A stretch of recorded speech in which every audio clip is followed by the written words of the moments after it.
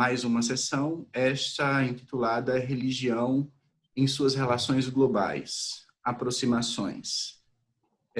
Antes que eu possa apresentar a nossa palestrante e o palestrante dessa noite, nós vamos assistir um pequeno vídeo.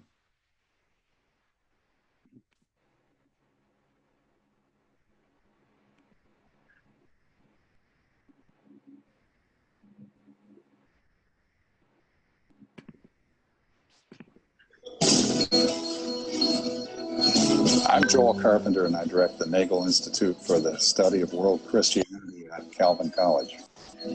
We're dedicated in these seminar programs to help North American faculty engage issues and partner with fellow Christian intellectuals. Existe uma situação que eu acho que é muito complexa, que não dá para a gente ter uma resposta simples. Você tem experiências bastante interessantes onde os evangélicos têm ocupado papel de contribuição na transformação social, tanto em relação ao machismo, como em relação à pobreza, como em relação à violência urbana. Você tem lideranças políticas no sentido de parlamentares eleitos, e você tem lideranças midiáticas no sentido de pastores que ocupam espaços de TV e rádio. The idea of bringing both researchers and professors from the United States and linking them with professors from Brazil really, I think, enriched the experience, was very engaging. A gente lidou com realidades muito diferentes, realidades urbanas, no Rio, por exemplo, em que você tem movimentos sociais que atuam nas favelas e nas regiões pobres da cidade, realidades ligadas ao poder em Brasília, a gente foi em lugares, né, onde se respira o poder institucionalizado, e realidades, digamos assim, mais rurais ou mais do campo, na Amazônia. Então, eu fiquei pensando um pouco na minha própria atuação, na atuação da minha própria comunidade, da minha igreja, né, mesmo não estando dentro de uma situação, vivendo naquele contexto, mas como é que uma igreja de fora, né, ou como é que um grupo de fora pode atuar e abrir, dar visibilidade, ter uma inserção social. I think also the North-South relationships is very important because now I have friends, at least 10 Brazilian friends, you know, and so this hopefully this intellectual commerce and interaction between the global South and the global North, you know, can continue. We want to provoke a reorientation of Christian thinking in the global North, to take the places where the faith's front lines really lie these days, to the South and to the East, to take the issues and concerns of Christian people there quite seriously, and in fact to have it reshape our own thinking and our own work.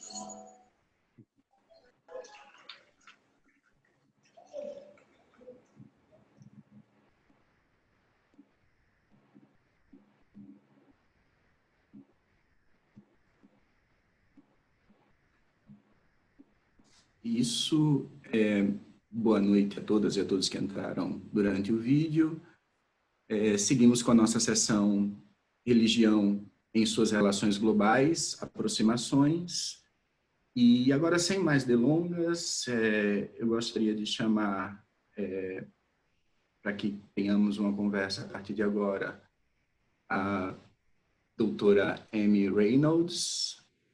Amy Reynolds é doutora em Sociologia e em mestrado também em Sociologia, ambos pela Princeton University.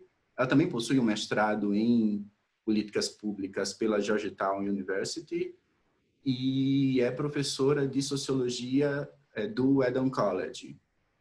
As pesquisas da doutora Reynolds têm se concentrado fundamentalmente em torno das questões relacionadas à globalização econômica e à influência da religião e da cultura nos mercados. Amy, é um prazer compartilhar essa mesa com você uma vez mais. Fique à vontade.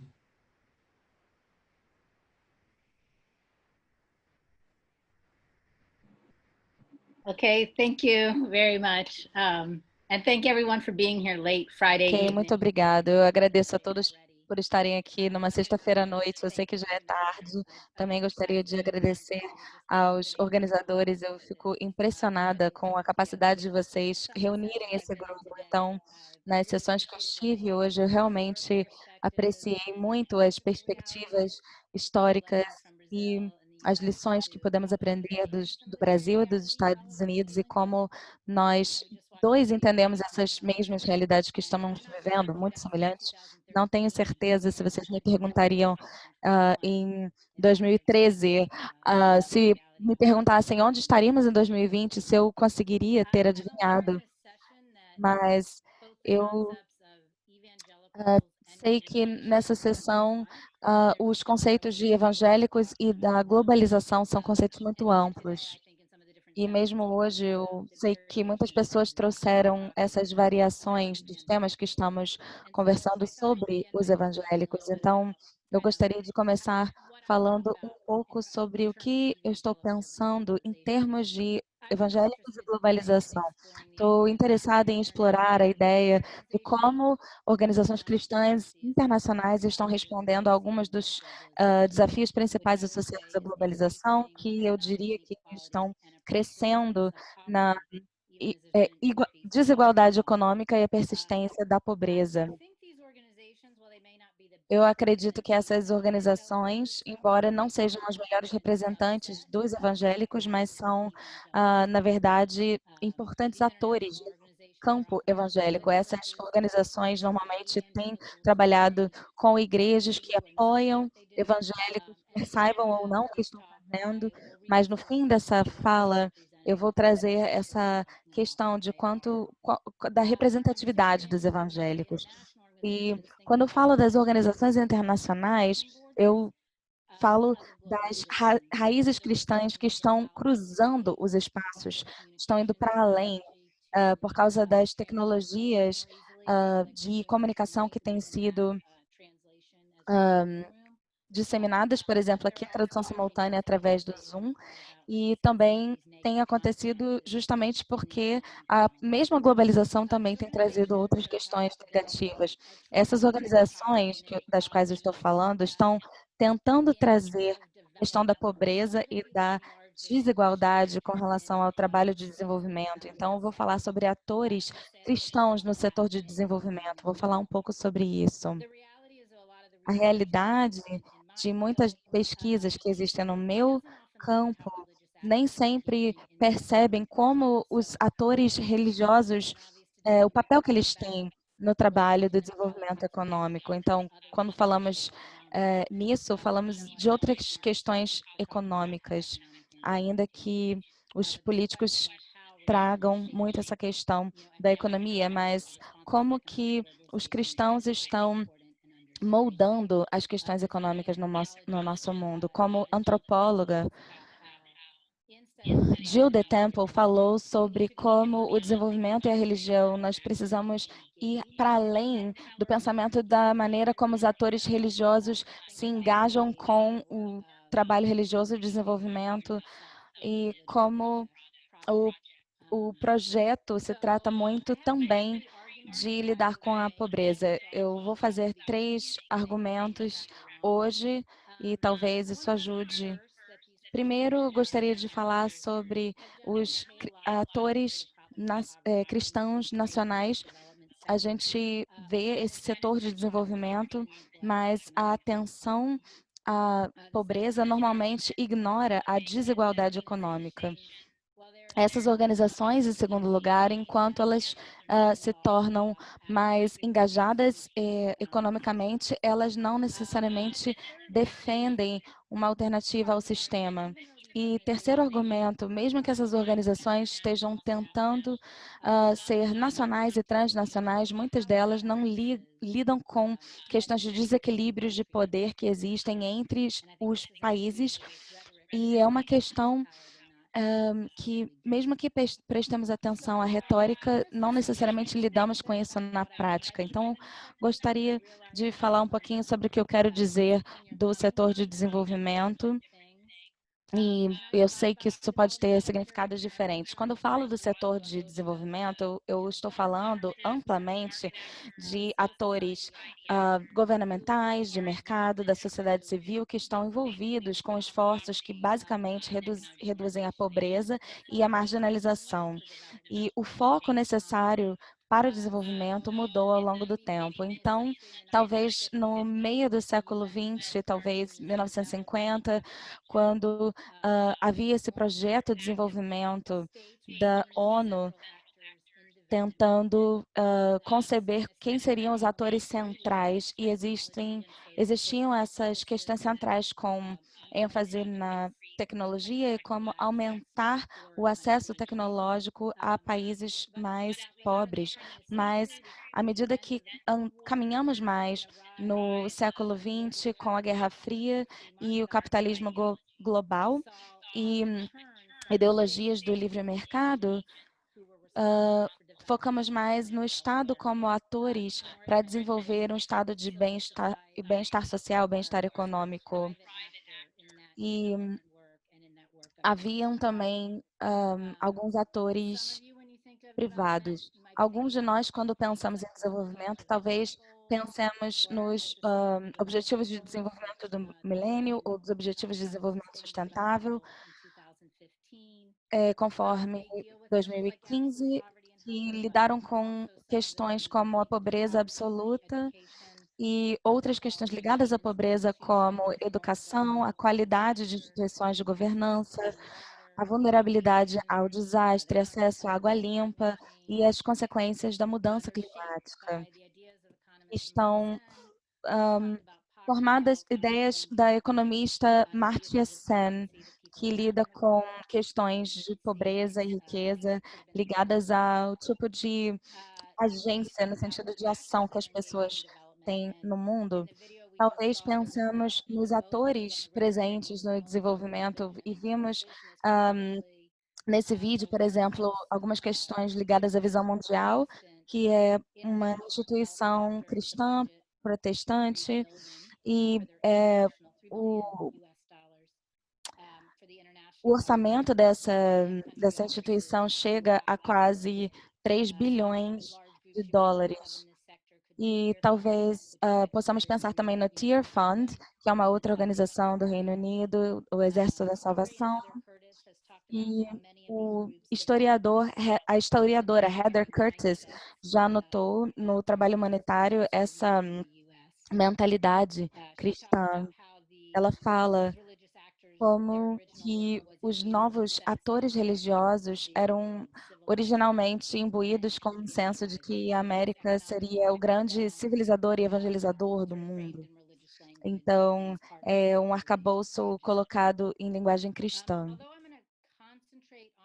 Então, apesar de me concentrar nessas grandes organizações internacionais, também existe uma rede de atores locais que eu vou mencionar hoje. Talvez eles não se chamem de atores de desenvolvimento, mas estão bastante engajados nesse trabalho de base com relação à pobreza e desigualdade econômica. Como vocês sabem, a missão integral é um termo que veio de evangélicos latino-americanos lá pelo meio do século XX e estão associados com a Fraternidade Teológica Latino-Americana e a ideia de que todos estamos envolvidos com os problemas econômicos e existem muitos desses grupos importantes. Existe esse grupo chamado MICA Global, fundado em 1999, e há outros grupos também comprometidos com a missão integral, dentre outros. E há outros atores também interessados na missão integral. E, com frequência, também com base mais local. Então, esse é o desenvolvimento, o setor de desenvolvimento. Então, meu primeiro argumento é que esses grupos geralmente estão engajados em lidar com a pobreza, com a redução da pobreza, mas as questões da desigualdade e da riqueza não são corretamente abordados. Apesar de eu não falar tanto sobre a realidade do Covid, para pensarmos na realidade do Covid, apesar de todos sermos impactados pelo Covid-19, mas já percebemos economicamente que as pessoas marginalizadas são afetadas de formas mais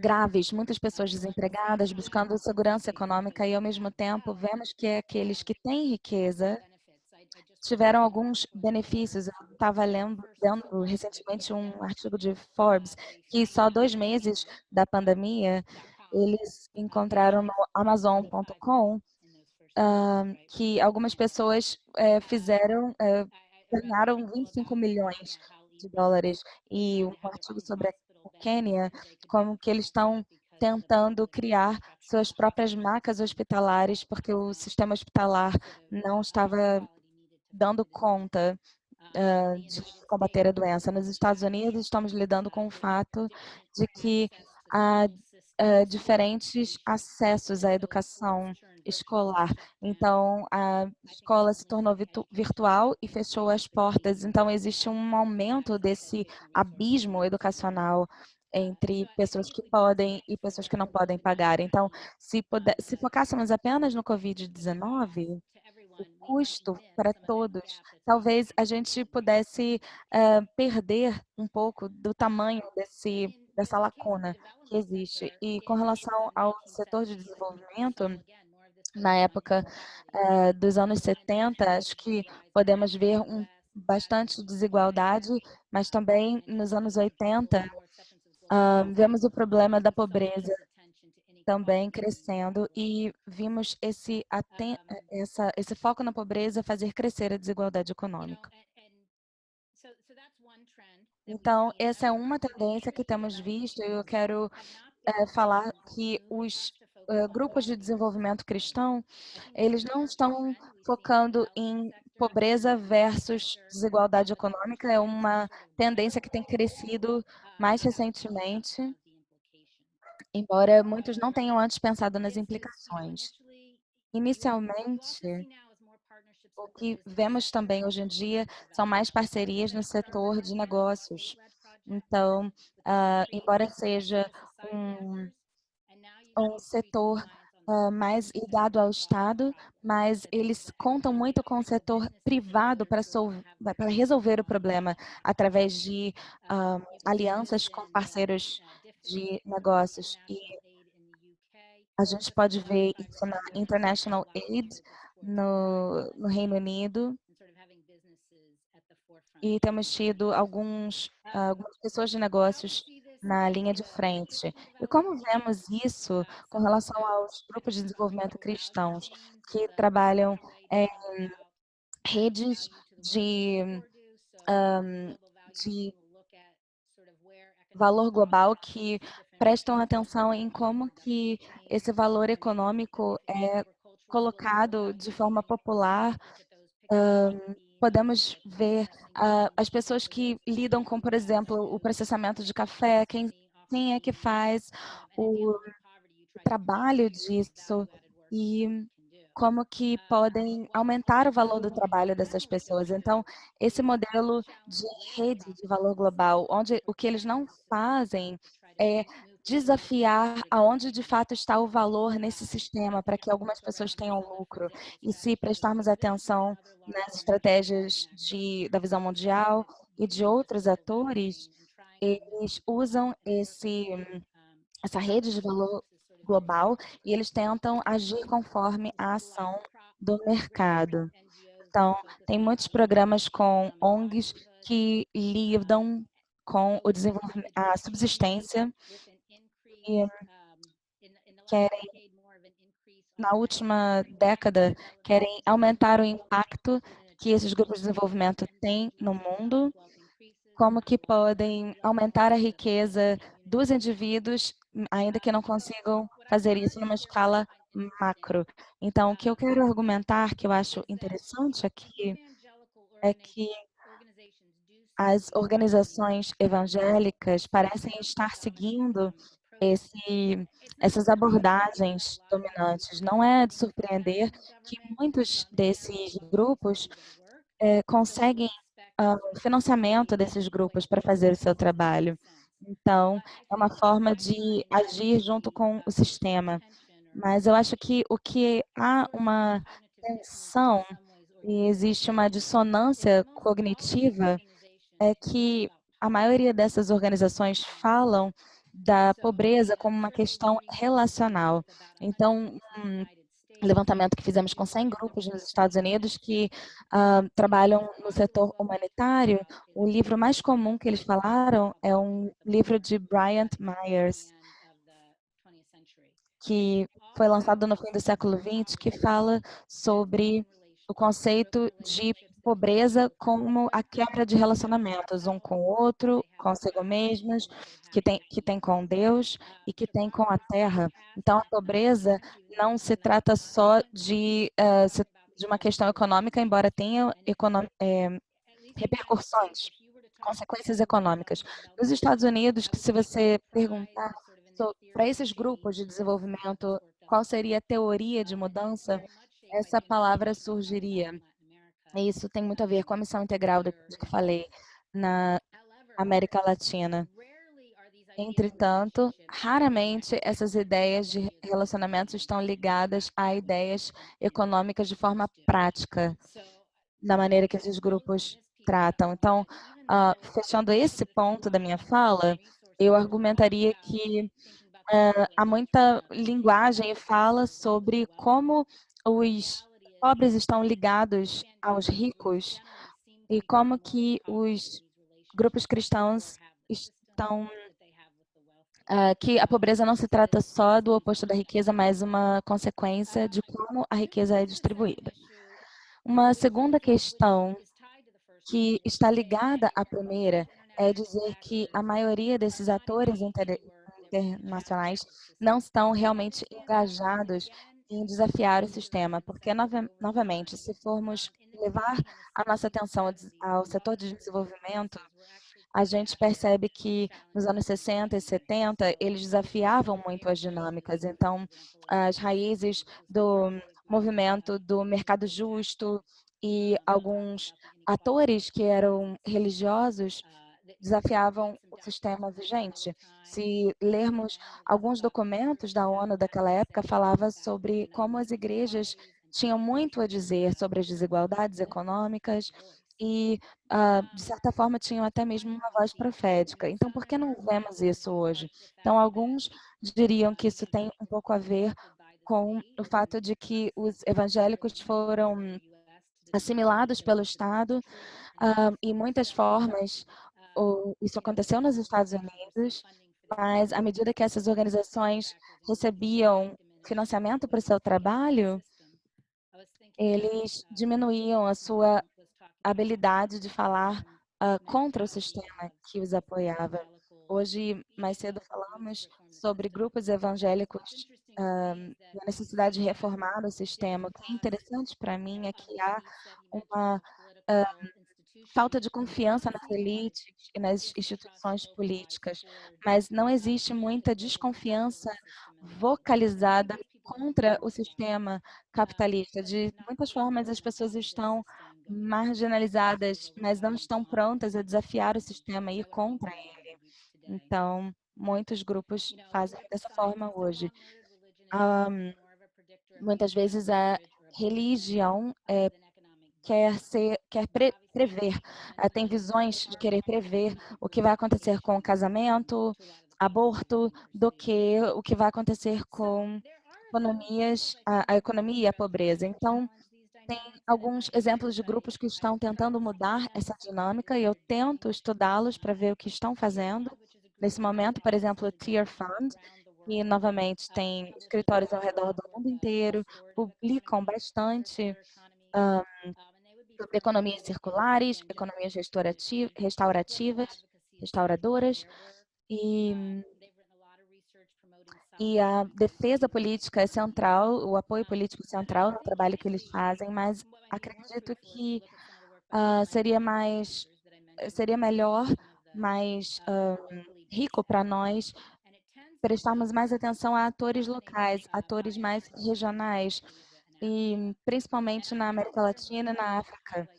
E percebo que é interessante salientar esse link entre a pobreza e a desigualdade, no sentido de desafiar o sistema que existe. Talvez se encontrar a cada 3 anos e avaliar as diferenças no mundo.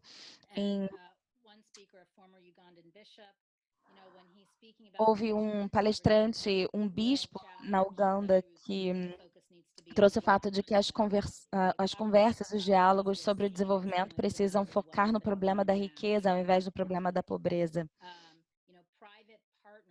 Alguns parceiros privados, ou seja, como trabalharmos com negócios, isso não está presente nesse tipo de grupo. Não quer dizer que eles não trabalhem com líderes empresariais, mas eles não vão depender da ExxonMobil para resolver o problema da pobreza. E se você vai para uma conferência nos Estados Unidos e no Reino Unido, você vai ter a ExxonMobil presente. Algumas consultas ao Banco Mundial, alguns diálogos nesse sentido, entre as igrejas e o Banco Mundial na África. Marshall e Van Sanen falaram sobre isso em 2007. Existe um grupo FTL na América Latina, Fraternidade Teológica Latino-Americana, também CLAD, conferências e publicações.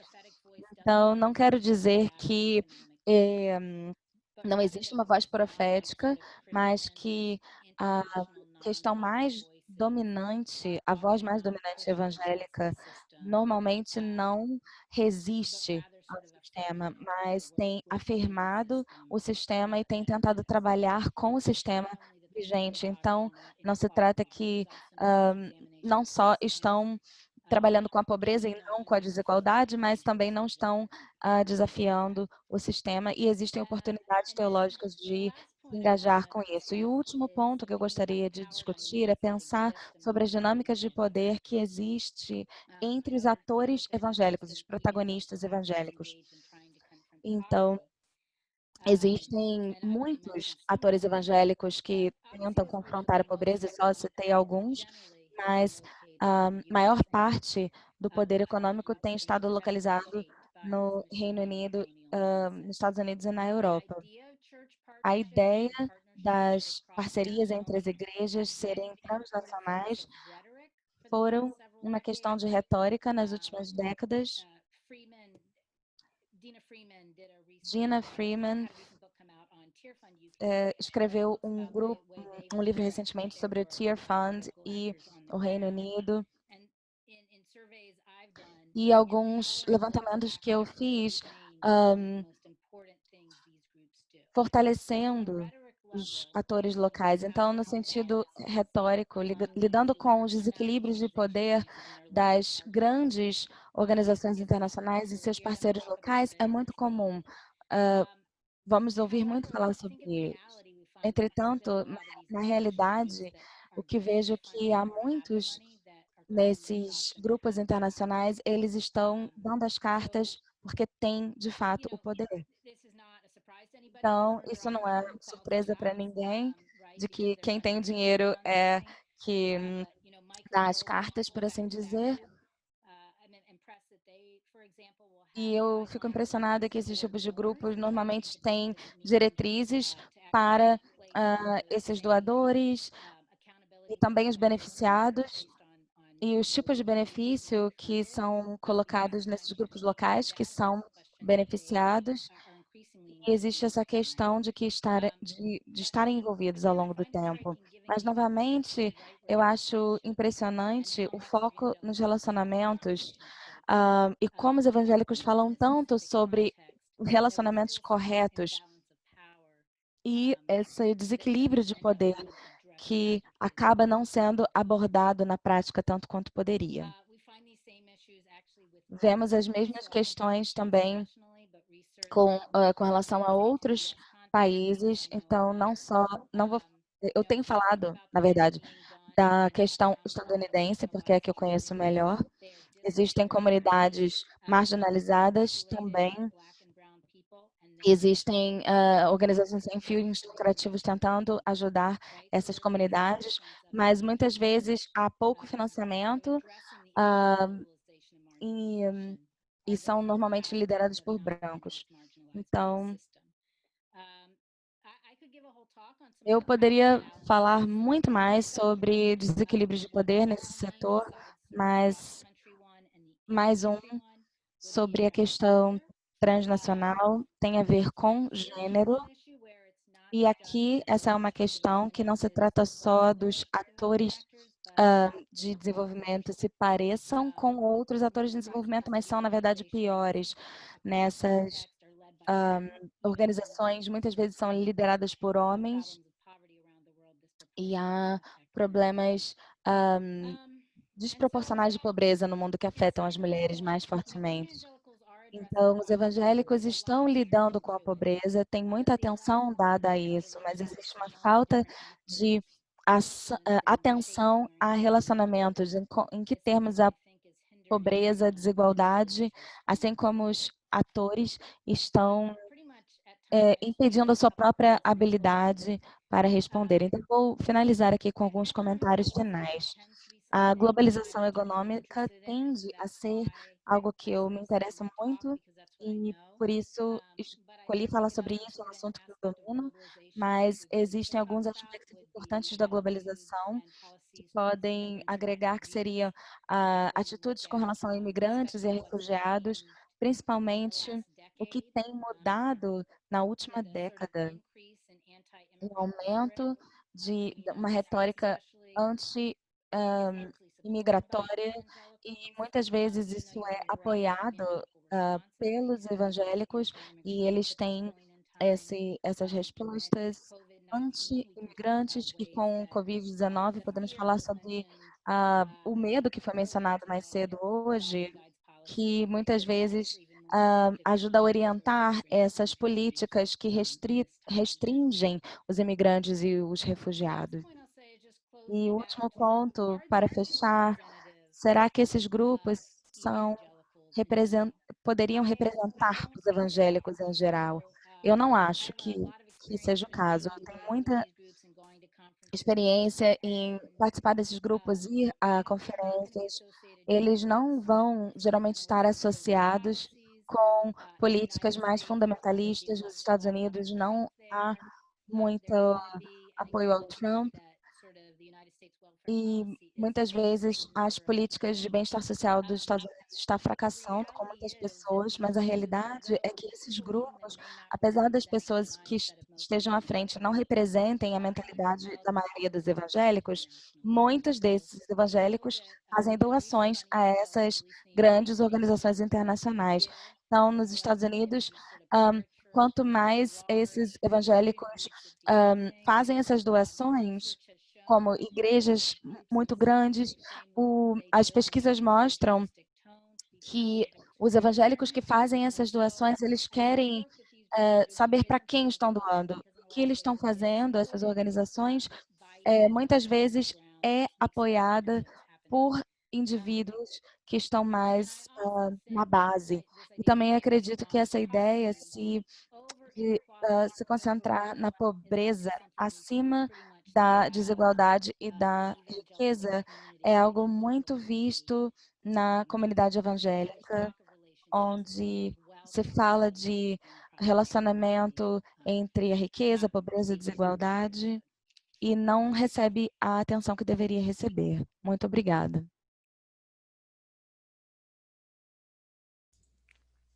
Nós que agradecemos, Amy, por sua brilhante exposição. Agora, vamos passar para a nossa segunda fala da noite. Antes disso, preciso pedi-los para, por favor, conservarem os microfones fechados durante a fala para que a gente possa aproveitar o máximo possível a exposição dos professores. Bom, agora nós ouviremos Alan Ye. Alan é doutor em filosofia pela Oxford University, mas tem também um mestrado em teologia pela Universidade de Edimburgo e um BA na Yale University. O professor Ale trabalha hoje na Biola University e pesquisa fundamentalmente estudos interculturais e no campo da missiologia se dedica sobretudo a temas que se relacionam com América Latina e China. Bom, será um prazer ouvi-lo, professor Allen, fique à vontade, nós temos também 25 minutos ao seu dispor. Aos demais colegas e colegas que estão nos ouvindo, aproveitem enquanto ouvem as exposições para formular suas perguntas e colocá-las no chat, um balãozinho, um botãozinho com balão que tem logo aí embaixo, vocês podem formular a pergunta e colocar, e ao final de tudo nós apresentaremos para que os expositores possam respondê-las. Muito obrigado, Allen. Thank you very much. Muito obrigado. Eu quero agora apresentar o meu PowerPoint, só peço aqui 1 minuto para que eu possa começar a compartilhar. A minha apresentação se chama China, Cristianismo e Covid, e eu achei que era um bom tema, usando as 3 letras iguais, né? Vamos falar sobre a China, o cristianismo evangélico e o que isso tem a ver com o Brasil. Pensando especialmente na Covid, temos que entender que os Estados Unidos e o Brasil estão com as taxas de incidência mais altas de Covid no mundo inteiro e a Covid veio da China. Logo, esses países estão todos ligados, mas não só isso. Até esse ano, talvez alguém poderia dizer que nós estávamos ligados antes disso por conta dos BRIC. Sabemos que diferentes séculos pertencem a diferentes países e falam que cada século pertence a um país, não é? E o século XX foi o século dos Estados Unidos, claro, mas o século XXI dizem que é o século dos BRIC, Brasil, Rússia, Índia e China, que são considerados os países emergentes e as potências emergentes do século XXI. E essa foi a frase que a revista Economist decidiu publicar para falar sobre esse papel estratégico.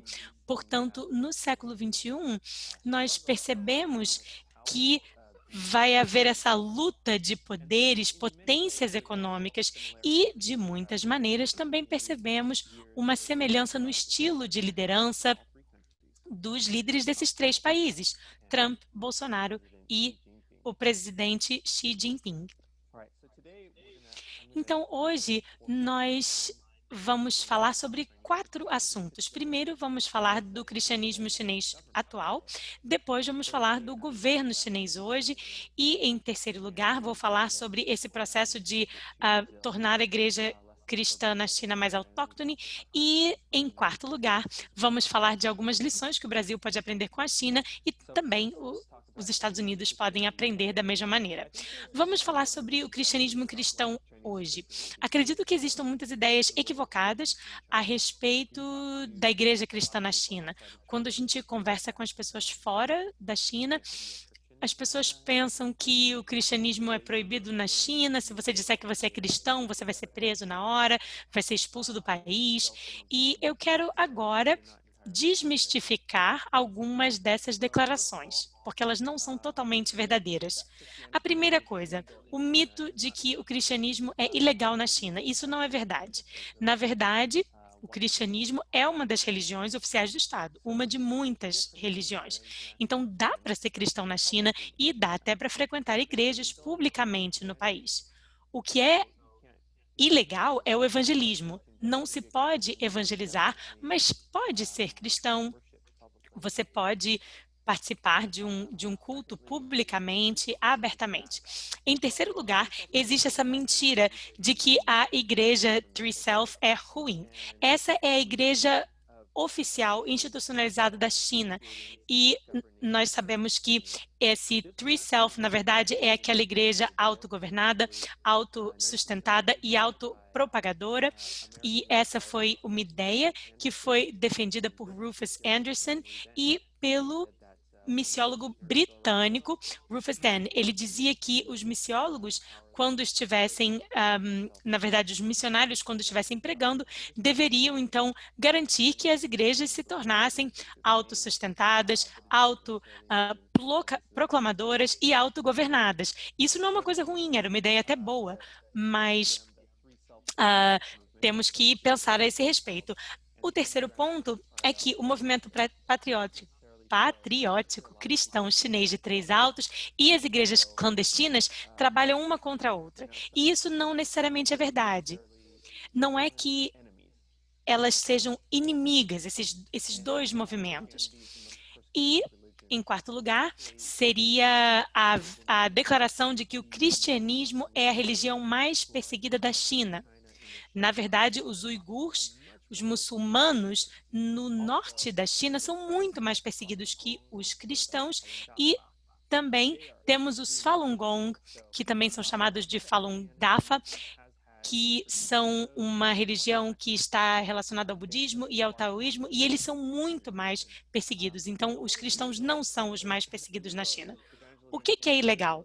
Evangelismo e também as igrejas clandestinas. Se você fizer parte de uma igreja clandestina, sim, você vai talvez sofrer uma batida, mas não é porque o governo chinês é contra o cristianismo, é porque eles querem controlar tudo. Eles não sabem o que as pessoas estão falando dentro da igreja clandestina. Eles sabem o que está acontecendo dentro da igreja do movimento patriótico cristão. Então, eles querem controlar, eles querem garantir que nada é falado contra o governo, por exemplo, nesse tipo de reunião. E isso é importante também de nós entendermos. A quinta declaração é que a Bíblia é ilegal na China. Na verdade, a Emini Press é a maior produtora de Bíblias no mundo inteiro. Então, já passaram esses dias do contrabando de Bíblias na China. Você pode entrar em qualquer livraria hoje na China e comprar uma Bíblia. Essa é a realidade do cristianismo na China hoje. Em segundo lugar, eu quero fazer aqui uma digressão histórica e falar um pouco de Mao Tse-tung. Eu sei que essa declaração que vocês estão vendo aí na tela é um pouco contraditória. Eu digo aqui que o Mao é uma das melhores coisas que aconteceu para o cristianismo chinês. Claro que o Mao foi terrível e ele perseguiu os cristãos, ele matou muitos cristãos, prendeu esses cristãos, mas ele também conseguiu fazer com que muitas coisas acontecessem para que o cristianismo prosperasse na China depois. A primeira coisa que ele fez foi unificar a língua. 1,3 bilhão de pessoas falavam dialetos antes. E ele disse, não, todo mundo tem que falar a língua do governo. O governo em Beijing fala mandarim. Todo mundo vai falar mandarim. Então, agora, como missionário, você entra na China e falando mandarim, você consegue alcançar 1 bilhão de pessoas. Em contraste, por exemplo, com a Índia. Se a gente tentar alcançar 1 bilhão de indianos, temos que aprender centenas de línguas e dialetos diferentes, e culturas e costumes, religiões diferentes. Mas na China, é bem fácil alcançar todo mundo utilizando a mesma língua. Mao também unificou o país no que tange a geografia. Então, isso ajudou demais. Foi a mesma coisa que aconteceu com o apóstolo Paulo em Roma, porque Paulo utilizou as estradas de Roma, aquilo que havia sido os caminhos abertos pelo Império Romano para pregar o Evangelho. Da mesma maneira, o igualitarismo, quer dizer, o comunismo acabou trazendo esse igualitarismo para a China. E isso não acontece, por exemplo, em países como a Coreia, o Japão. Então, o igualitarismo mostrava e acabava defendendo o empoderamento das mulheres, e nós vemos que o movimento cristão nas escrituras era liderado pelas mulheres. Então, parece que isso ajudou demais as mulheres a se tornarem líderes na igreja da China. Em quarto lugar, Mao erradicou as religiões que concorriam entre si. Então, acabou que o cristianismo pôde se beneficiar de um vácuo que foi deixado no país, porque muitos cristãos acabaram, então, se convertendo ao cristianismo. E a taxa de crescimento dos cristãos na China são de 5 a 10% do país. Eu sei que não parece muito, mas 5 a 10% de 1,3 bilhão de pessoas significa que você tem 130 milhões de cristãos na China, que é maior que a população da maioria dos países no mundo. Então, você tem aí de 65 a 130 milhões de pessoas. E tem algo a respeito dessa forma como o cristianismo se desenvolveu tão bem dentro do solo chinês, que é, de fato, algo incrível. A sinicização significa esse processo de autoctonização da igreja chinesa.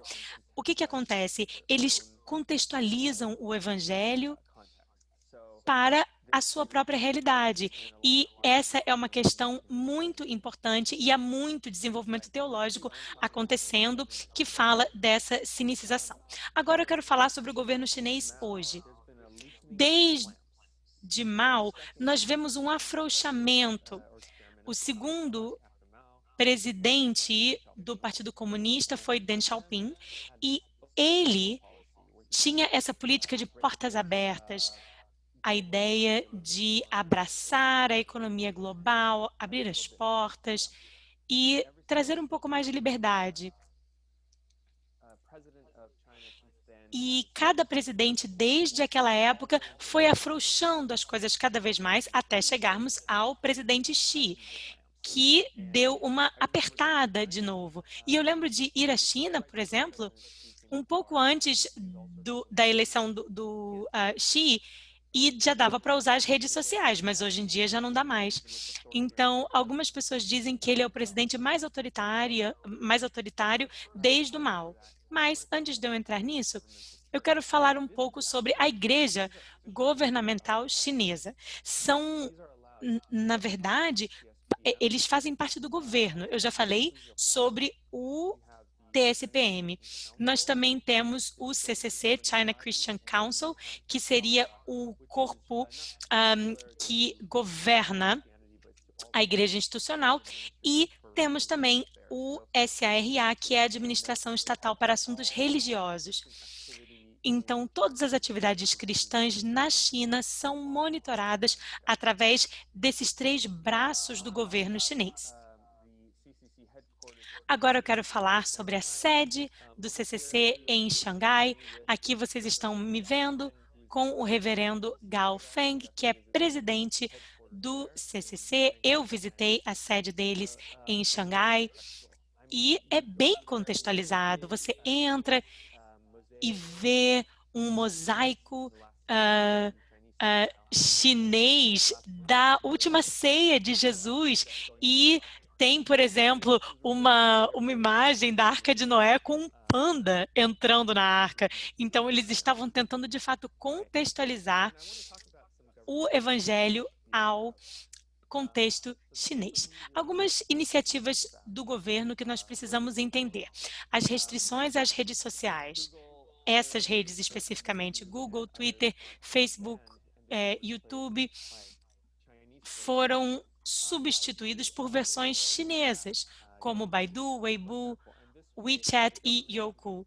E dessa maneira, o governo consegue controlar todo mundo, eles conseguem controlar tudo que as pessoas estão falando pela internet. Em segundo lugar, temos a iniciativa da Nova Rota da Seda. E essa iniciativa é para fora do país. A China está tentando criar uma rede de influência no mundo inteiro. Talvez vocês não vejam isso nos Estados Unidos, mas eles estão fazendo muitos esforços na Ásia Central e na África Central. Eles chamam isso de Nova Rota da Seda.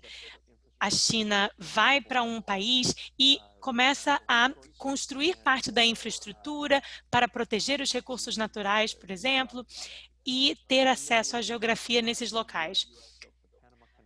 Não é muito diferente do que os Estados Unidos fez, por exemplo, construindo o canal de Panamá, e começou a cobrar os impostos ali, começou a cobrar pedágio, etc. Em terceiro lugar, Hong Kong e o Umbrella Movement.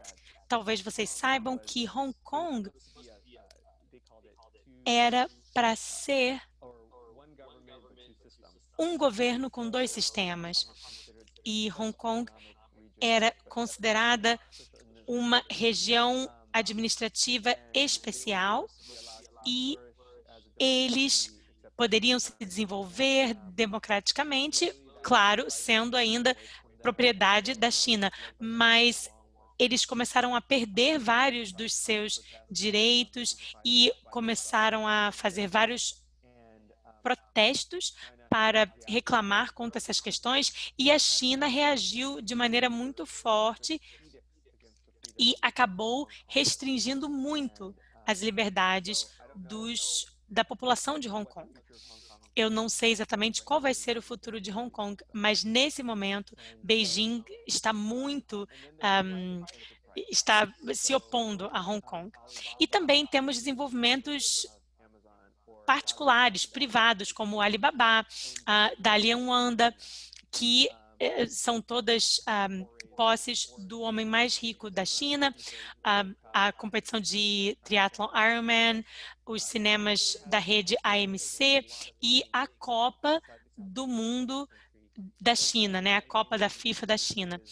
Temos ainda que ver como é que isso vai se desenvolver e como isso vai fazer com que a China mantenha as restrições que eles já possuem, porque eles não querem que a população deles seja influenciada pelas ideias democráticas, pelo cristianismo e pelo Ocidente, mas para conquistarem o mundo, eles vão ter que se abrir para o resto do mundo. E é um equilíbrio muito tênue que a China está tentando desenvolver.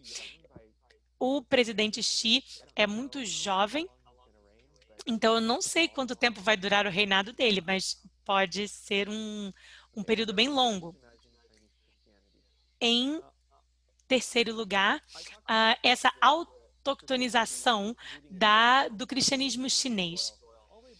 Nós vemos desde o início com os nestorianos, por exemplo, os primeiros missionários que chegaram à China, e eu estou aqui nessa foto na cidade de Xi'an, vendo essa pedra que mostra uma placa cristã ali na China, em Xi'an. Xi'an era capitão naquela época e os nestorianos trouxeram o cristianismo para lá, e o bispo Alopen de Daqing, que hoje nós conhecemos como Pérsia, mas ele então trouxe o evangelho para a China. E vejam aqui essa placa, essa estela nestoriana em Xi'an. Não sei se vocês conseguem ver, mas aqui está escrito que é a pedra da disseminação da religião luminosa na China.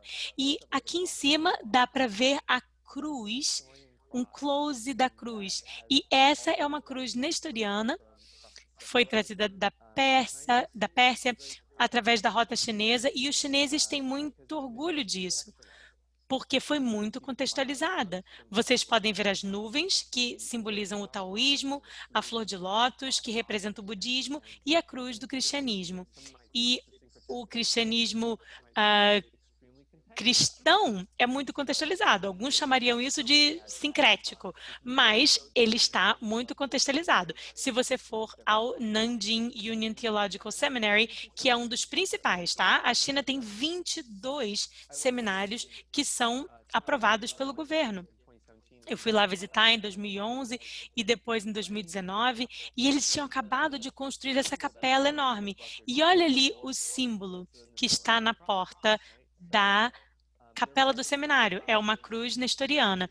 Eles têm muito orgulho disso e veem o cristianismo como uma religião bem autóctone ao seu país. Só quero falar mais uma coisa. Isso é importante porque, de muitas maneiras, é o que o apóstolo Paulo fez em Atos 17, quando ele conversa com os atenienses. E ele está ali no Areópago e está debatendo com os filósofos, e em vez de dizer, tirem esses deuses daí, ele fala, olha, estou vendo que vocês adoram ao Deus desconhecido, deixa-me contar sobre esse Deus. E vocês já estavam adorando a Jesus esse tempo todo. Então, a ideia da contextualização é que você encontra sementes do cristianismo dentro da cultura. E isso faz com que as pessoas se sintam parte dessa religião, em vez de achar que a religião é algo muito estrangeiro a eles, e é por isso que a contextualização é tão importante. Eu vou concluir agora com essas lições do Brasil, para o Brasil, da China. De muitas maneiras, os países são muito diferentes, mas eles também são parecidos. Vou falar algumas dessas questões que os tornam países parecidos. Em primeiro lugar, são nações que fazem parte do BRIC. Em segundo lugar, tem uma população enorme. A China tem a maior população do mundo e o Brasil, acredito que seja o 6º país mais populoso do mundo. E, em terceiro lugar, eu falei sobre os líderes autoritários que realmente criaram essa luta de poder entre essas superpotências. Além disso, essas altas taxas de Covid, como eu já falei. Ao mesmo tempo, eu preciso dizer que o autoritarismo, ele é diferente, porque na China ele é de esquerda e no Brasil ele seria de direita. Então, de certa maneira, a China conseguiu controlar o coronavírus, mesmo tendo começado lá, justamente por conta da capacidade deles de tomarem decisões executivas que simplesmente fechavam tudo. Questões ambientais. Acredito que com economias de grande porte, vêm essas preocupações com o desmatamento, poluição do ar, a camada de ozônio, e nós pensamos sobre o Acordo de Paris, o fato de que o Trump decidiu não ratificar o acordo, e é quase a mesma postura do Bolsonaro com a Amazônia, eles se parecem. E então a China, obviamente, é o 2º maior poluidor mundial, só ficando atrás dos Estados Unidos. Então, existem muitas preocupações a respeito de como os nossos países estão impactando o meio ambiente. No Brasil e na China, o pentecostalismo talvez seja um dos motivos pelos quais eles são a segunda forma do cristianismo, a segunda presença cristã. Primeiro, na China, a primeira religião é o TSPM, e no Brasil seria a Igreja Católica, mas a Igreja Pentecostal é a forma de crescimento mais rápida do cristianismo no mundo inteiro, na África subsaariana, no Brasil e na China. Também uma história com o marxismo. A China, obviamente, criou sua própria versão do marxismo, que foi o maoísmo, mas no Brasil também, especialmente com a teologia da libertação, com Leonardo Boff, que foi silenciado por Ratzinger, que depois se tornou Bento XVI. E Leonardo Boff estava, na opinião dele, fazendo com que a teologia da libertação se crescesse muito, e ele estava disseminando essas ideias ruins no Brasil. Logo, os dois países, a China e o Brasil, possuem essa história em comum com o marxismo. Mas também preciso dizer que nos dois casos, as coisas, o que é estrangeiro pode se tornar autóctone. Isto é,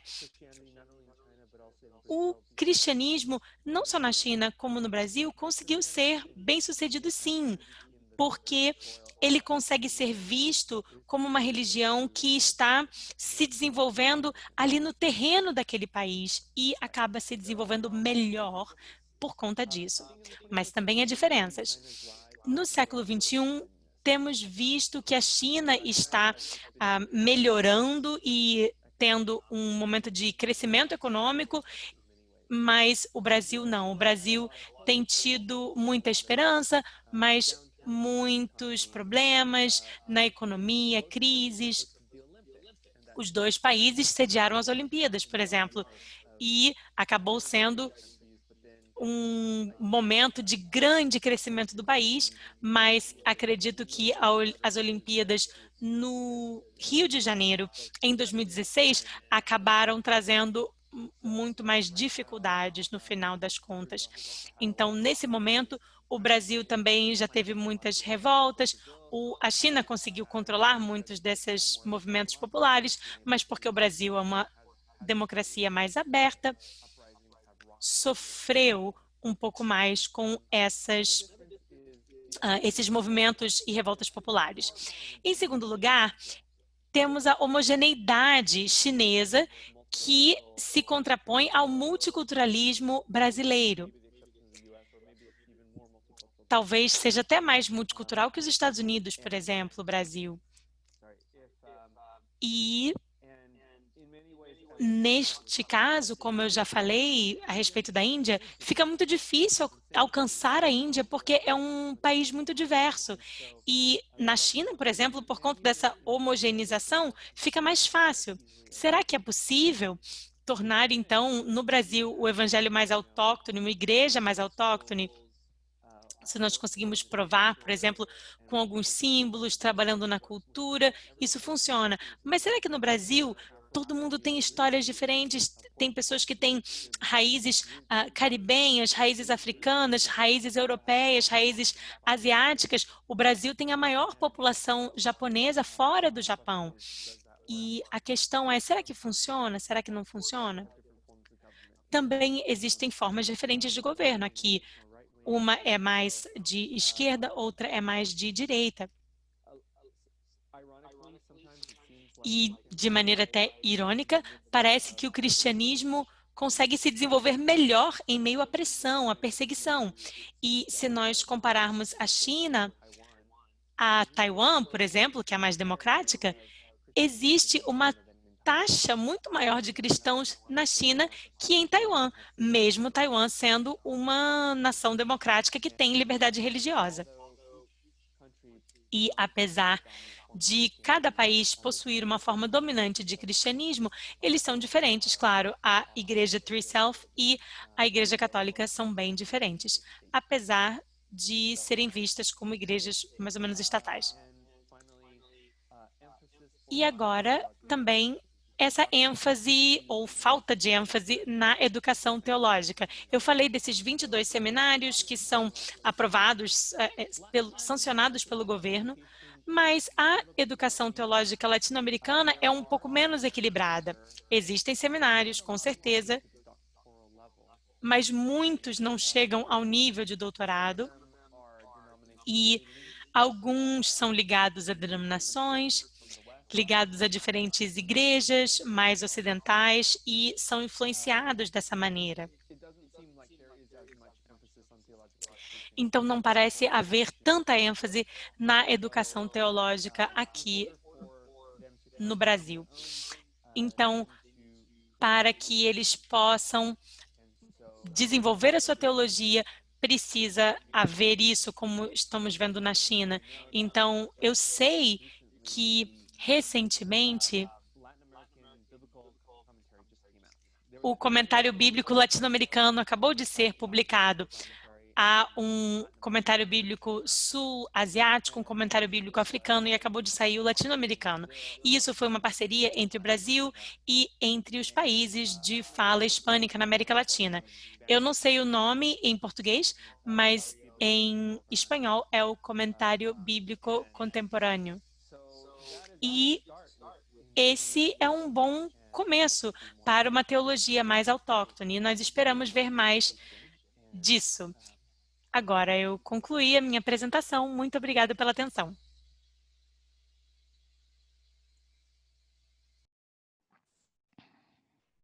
Allen, nós que agradecemos pela sua exposição. Continuamos recolhendo as perguntas que estão sendo formuladas e escritas no chat. Enquanto isso, passamos agora a ouvir Jay Casey, que tem doutorado em História Americana pela Universidade de Notre Dame, mestrado também em História Americana pela mesma instituição e um BA em História e Estudos Sociais da Educação na Taylor University. O Jay Casey hoje trabalha, é professor de História na Malone University. O Jay vai agora se reportar às duas apresentações que nós ouvimos e nos trará uma série de questionamentos. Jay, é um prazer ouvi-lo uma vez mais. Esteja à vontade.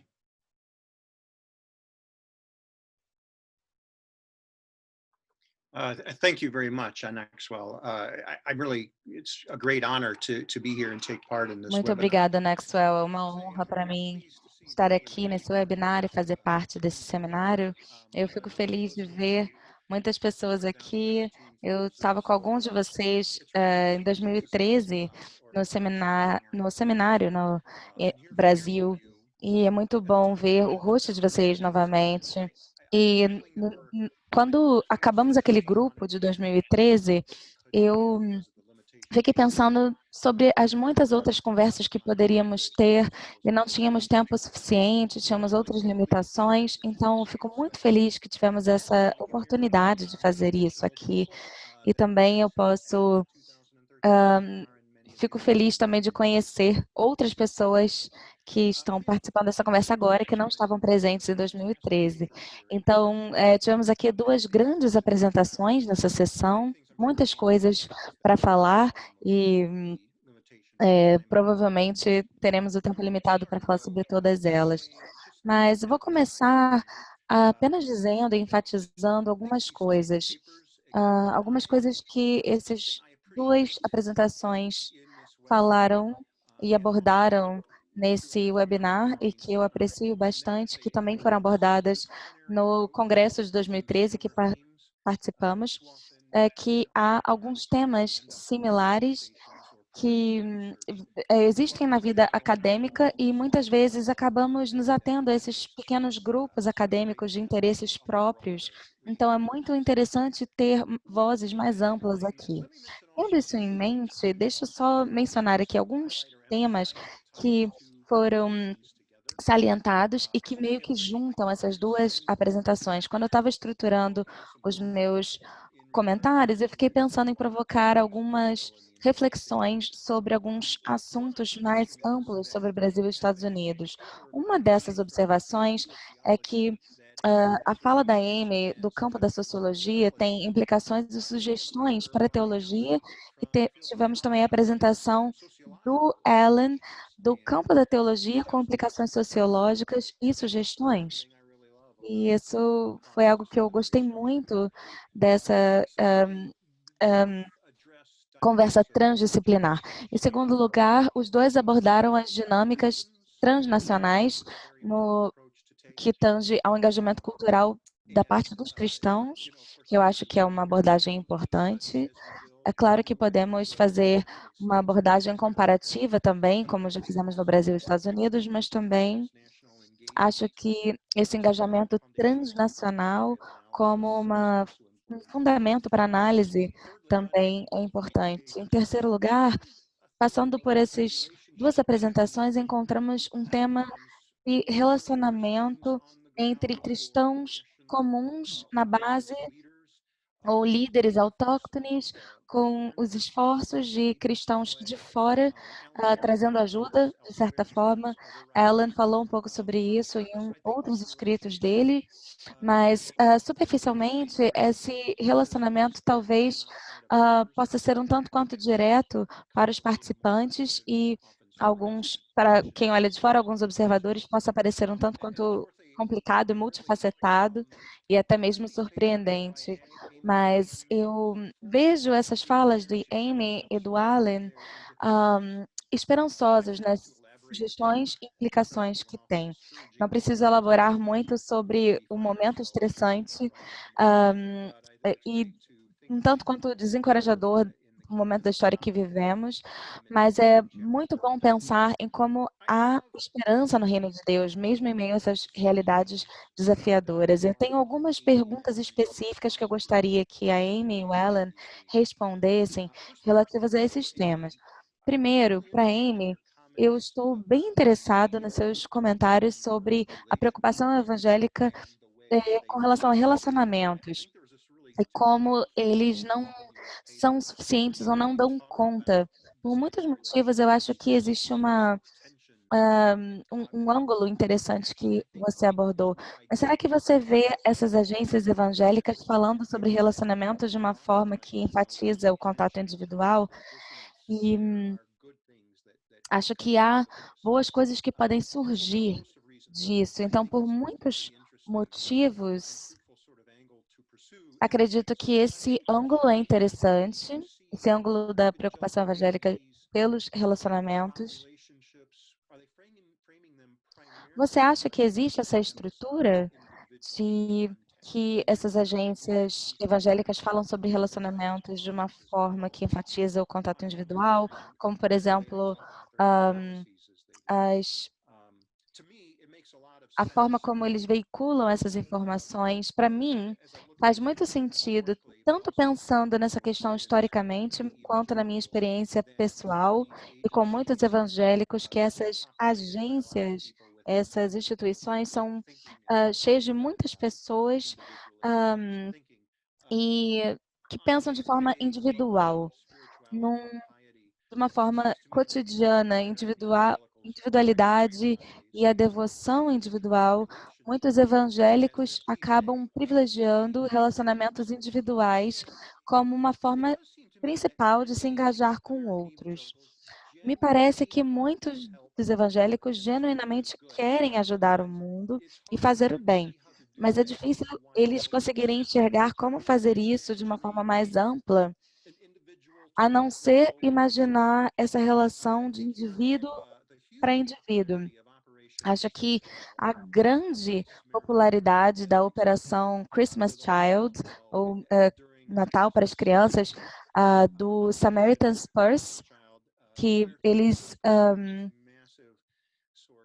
juntam um projeto de muitas igrejas evangélicas que nas congregações eles pegam uma caixa de sapatos cheia de materiais escolares e presentinhos para serem enviados para crianças em outras nações. Eu não sei se podemos chamar isso de desenvolvimento, mas para muitos evangélicos americanos, eles acreditam que eles podem lidar com a pobreza de uma forma pequena, numa escala menor, mas eles têm pouca concepção da panorama mais amplo das estruturas institucionais, culturais que funcionam na globalização. Acho que é um projeto legal para crianças americanas na escola dominical, mas é claro que os adultos precisam de uma compreensão mais ampla de como lidar com as desigualdades globais. Então, lidar com essas questões mais sistêmicas. Então, Amy, você acredita que essa mentalidade se alastra para essas agências de desenvolvimento evangélicas norte-americanas? Me parece que os líderes saem dessa mentalidade. E até que ponto os líderes dessas agências, dessas instituições, pensam e falam em termos de relacionamentos individuais e até que ponto eles pensam em termos do coletivo ou de identidade de grupo, quando eles usam esse discurso. Se você puder falar um pouco sobre isso. Você acha que o pensamento sobre relacionamentos coletivos estão para além do arcabouço das identidades nacionais? Por exemplo, americanos trabalhando com brasileiros ou quenianos. Eu gostaria de ouvir mais sobre isso. Ainda relacionado sobre isso, um pensamento que eu tive, que me ocorreu, eu queria saber se o movimento Black Lives Matter, Vidas Negras Importam, fornece uma mudança na forma como alguns evangélicos pensam.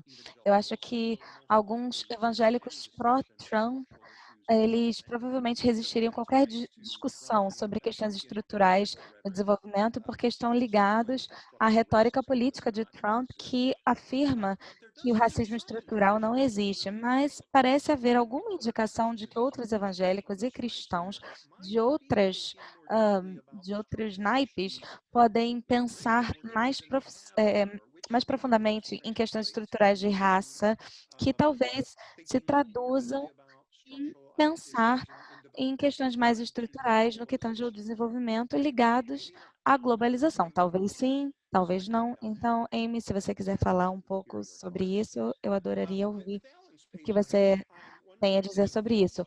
Com relação à fala do Alan, eu fiquei pensando se você tem algum pensamento a acrescentar sobre a cinicização ou chinalização e a forma como ela é estruturada e como a China de 2020 é muito diferente de formas essenciais da China de séculos atrás. Uma China que se afastou de muitas tradições mais antigas, um tipo de modernidade chinesa. Ou colocando no contexto dessas mudanças essenciais que Mao certamente colocou em movimento, como, por exemplo, uma linguagem comum, um desencantamento com o mundo espiritual, que gera uma certa forma espiritual, mas e também com relação à igualdade comunista e igualitarianismo que empoderou as mulheres. Então, será que essa mentalidade teria ocupado a mente da igreja na China? Será que essas teologias igualitárias e estruturas, o que elas teriam a ver com as mulheres? Por exemplo, com relação à educação, com relação aos seminários. E na igreja chinesa, as igrejas que são lideradas por mulheres, será que elas são vistas como estruturalmente chinesas e autenticamente chinesas? Em séculos anteriores, teriam sido vistas como o oposto, seria uma espécie de desafio ao patriarcado chinês. Então, será que esses temas poderiam ser chamados de autóctones, como, por exemplo, empoderar as mulheres, e isso vindo de fora? E com relação às igrejas que são, e outras iniciativas educacionais que são lideradas por mulheres, será que elas são vistas como autenticamente chinesas? Será que o povo chinês pensa conscientemente sobre essa dinâmica no contexto chinês? E, por fim, para tanto Amy quanto ela, eu tenho uma pergunta mais panorâmica, que tem implicações para a esfera pública. Uma forma de olhar para essas duas falas seria dizer que descrevem e muitas vezes fazem sugestões para iniciativas e programas religiosos que muitos governos gostariam de receber bem, como, por exemplo, cristãos na área do desenvolvimento trabalhando juntamente com líderes locais no Brasil, na África, ou talvez na China, uma igreja se tornando cristã, ou talvez missionários de fora entrando na China para ajudar a fornecer possibilidades de educação, oportunidades. Então, isso poderia acabar se tornando um movimento chinês acolhido pelo governo chinês, mas também alguém poderia dizer com a fala das duas falas que, de certa forma, seria necessário desafiar o Estado, de certa forma. Então, lutar em prol dos pobres, defender os pobres e ir contra sistemas enraizados em lugares como o Quênia ou o Brasil, que teriam de desafiar o Estado, ou na China, como ela mencionou em outros lugares, apoiar missionários de fora, mesmo se eles trouxessem uma educação ou seminários que não seriam tão bem acolhidos pelas políticas governamentais chinesas, como, por exemplo, Hong Kong, e pensando nas formas como essas influências de fora meio que estruturaram os chineses. Então, tanto para Ellen quanto para o Alan, quanto para a Amy, de que forma você lê essas minhas sugestões? O que vocês acham dessas sugestões? Você acha que existe uma tensão entre essas duas coisas? Como que vocês descreveriam essas questões principais da tensão? E agora eu vou parar de falar, vou permitir que a Amy e o Ellen possam abordar essas questões conforme queiram e também gostaria de abordar outras questões de pessoas também do webinar. Muito obrigada. Somos nós que agradecemos, Jay. É um privilégio ouvi-lo. Que bom que as falas da Amy e do Allen possibilitou esse debate tão rico, debate fomentado pelo Jay e que também acontece aqui em nosso chat. Antes de passar as perguntas, mencionar duas coisas. O livro mencionado pelo Allen, o Alexandre já colocou o link no chat, então quem quiser pode procurar o link e encontrar o livro mencionado. E a outra coisa é que sempre estamos nos referindo a esse encontro de 2013, e nesse encontro de 2013, deste encontro surgiu este livro, não sei se os outros colegas conseguem enxergar bem, um livro que já está disponível em sua versão em inglês, mas que muito em breve teremos uma versão em português que deve ser lançada muito proximamente, e isso certamente teremos maiores detalhes nos próximos dias. Então, alguns de nós estamos nos referindo a textos, a conversas que estão presentificadas, materializadas nesse livro e nessas discussões. Então, é uma grande discussão que aqui é retomada e, em alguma medida, também aprofundada. Bom, temos mais um quarto do nosso tempo. Esse último quarto é dedicado, portanto, à resposta dessas perguntas inicialmente colocadas pelo Jay, e eu vou reapresentar algumas aqui que foram postas no chat. Vou começar com algumas perguntas para a Amy. Amy, obviamente, são muitas perguntas, isso aponta muito mais para a necessidade de nós continuarmos esse diálogo, e é muito provável que seja impossível responder todas elas, então sinta-se completamente à vontade para responder aquelas que você julga ser possível desenvolver nesse momento.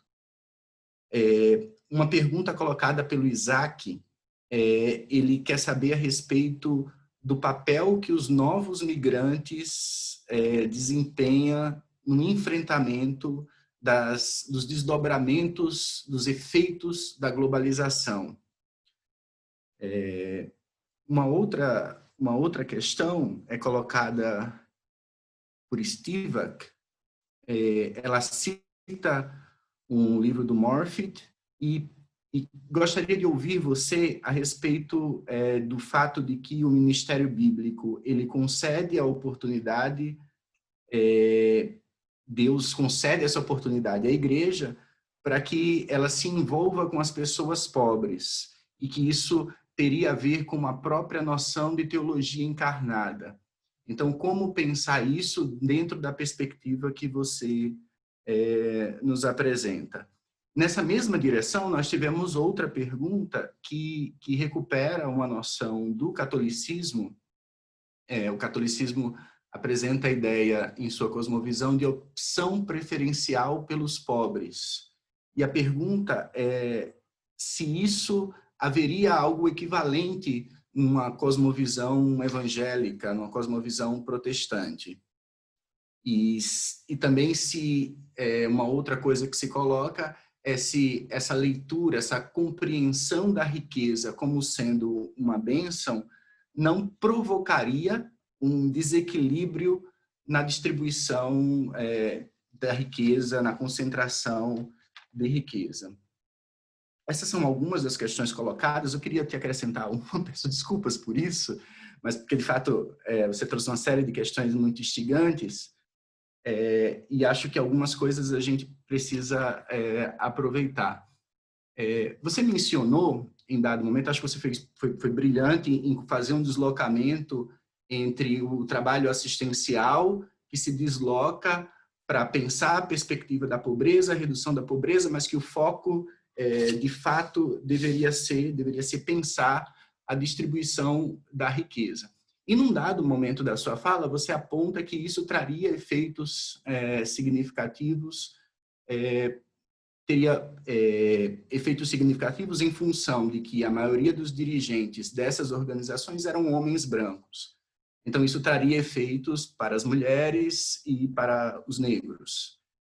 A minha pergunta para você, enfim, algo para a gente pensar aqui, em que medida uma reformulação, repensar a teologia a partir das leituras feministas que têm sido desenvolvidas, e aí eu estou pensando, obviamente, em América Latina, as leituras feministas da Bíblia e uma reformulação da teologia que decorre dela, as leituras marcadas racialmente da Bíblia e a teologia negra que se desdobra dele, qual a implicação disso para esse modelo assistencial, esse modelo assistencialista que é hegemônico no cristianismo, que privilegia esse enfoque na pobreza e pretere e deixa em segundo plano a questão central, que é pensar os desequilíbrios de poder que produzem concentração de riqueza. Então, como encarar isso e se isso poderia ser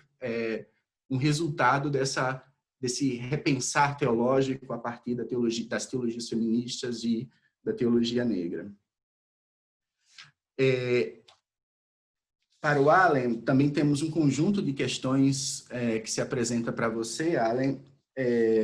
Eu selecionei algumas e vou te colocar, obviamente, semelhante a Amy, talvez não seja possível responder todas elas, temos 10 minutos para cada um, talvez isso não seja possível, mas pelo menos apresentar essas questões.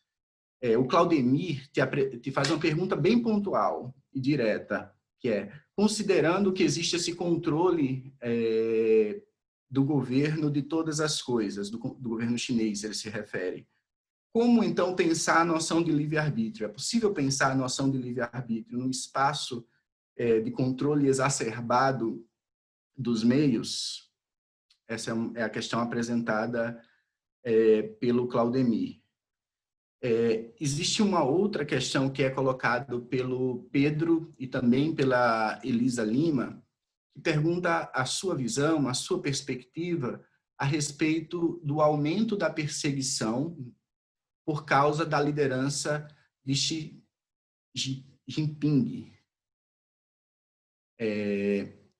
Então, como que você enxergaria essa possibilidade esse aumento da perseguição? Temos ainda uma outra questão, que essa eu preciso ler para você aqui, uma questão levantada pelo Felipe Pinheiro. Ele te saúda e diz que durante alguns anos ele teve contato com os estudos sobre os cristãos nestorianos e ele participava de um grupo de estudos que se interessava sobre o cristianismo, sobre os cristianismos orientais. E dentre tantos textos, ele teve contato com o livro Os Nestorianos, o Monumento Nestoriano na China, de Pei Yoshio Saeki. Mas a pergunta é, qual é a influência ou como é o contato cultural hoje do cristianismo nestoriano com o cristianismo da CCC?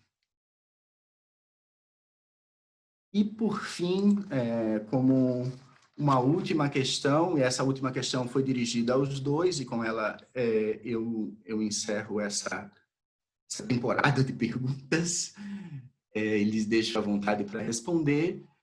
É uma questão que foi colocada pela Shirley, e ela gostaria de saber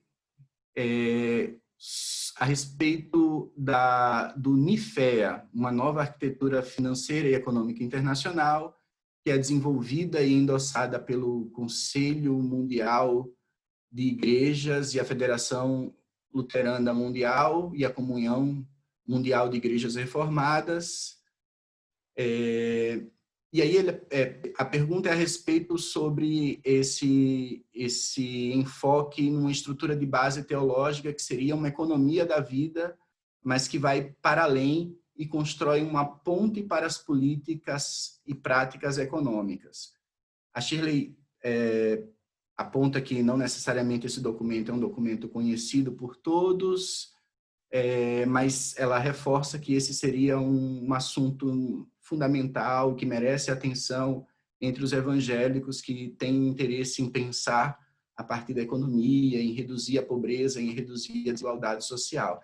E aí ela comenta um pouco desse documento. Então, se alguns de vocês quiserem falar sobre esse documento e pensar como esse documento implica na vida religiosa, fiquem à vontade. Então, seriam 10 minutos para cada. Eu sei que é muito pouco tempo diante de tantas discussões, mas fiquem à vontade.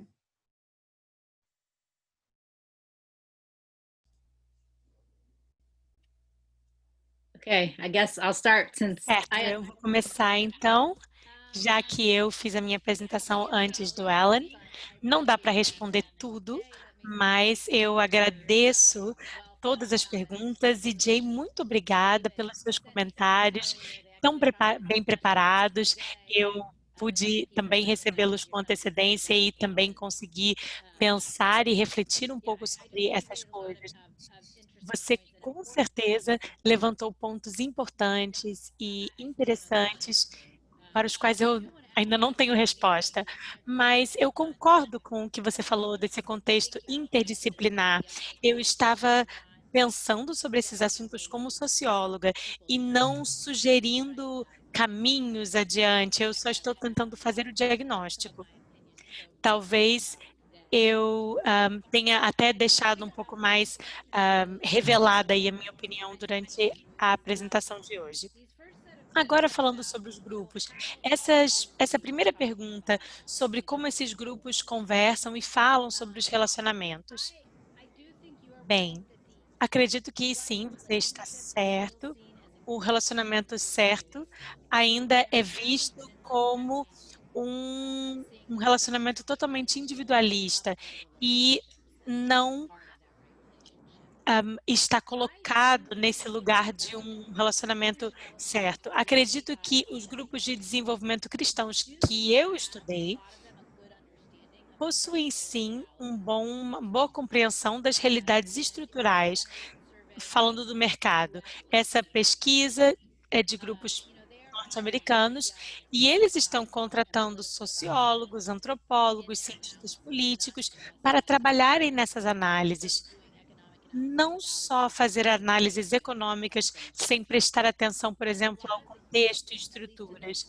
E a maioria desses grupos, pelo menos na sua retórica, a gente percebe que eles entendem coisas que são complicadas, mas é difícil entender como agir, porque mesmo se você concordar que a estrutura econômica tem que ser reformada, se você sabe que os grandes bancos e os doadores vão medir o seu sucesso baseado no número de quantas crianças não vão mais ser pobres depois da ação da sua comunidade. Em 2005, nós vimos a Declaração de Paris sobre auxílio, que fez com que nós pudéssemos avaliar os grupos que estavam mostrando mais impactos, mesmo que os seus esforços fossem individualistas e pequenos, mas nós podemos perceber que eles estão fazendo a diferença. E essas ações baseadas na comunidade e de grupos menores, elas estão fazendo a diferença. Talvez a pessoa não vai receber o financiamento, não vai receber o sustento, se ela não puder comprovar essa melhora. Então, eu acredito que nesses grupos há muito potencial para o que eu diria, como socióloga, seriam essas compreensões certas a respeito das estruturas e dos seus produtos. Uma outra questão que eu já falei em outros lugares é que esse potencial, sim, está presente. A respeito da sua pergunta sobre o movimento Black Lives Matter, Vidas Negras Importam, a sensação que eu tenho nos Estados Unidos, e eu ainda acho que isso tem que ser estudado, é que entre muitos dos evangélicos, essas ideias de falar de antirracista, estrutura ou racismo estrutural. Eu percebo que existe mais abertura para se falar sobre isso hoje do que havia 6 meses atrás. Tem mais gente falando sobre o assunto. Fica um pouco mais fácil de reconhecer essa existência por conta dessa realidade disseminada da polícia americana contra os negros americanos. Mas eu não sei se as pessoas, de fato, estão refletindo sobre o que é falado a respeito de sermos antirracistas,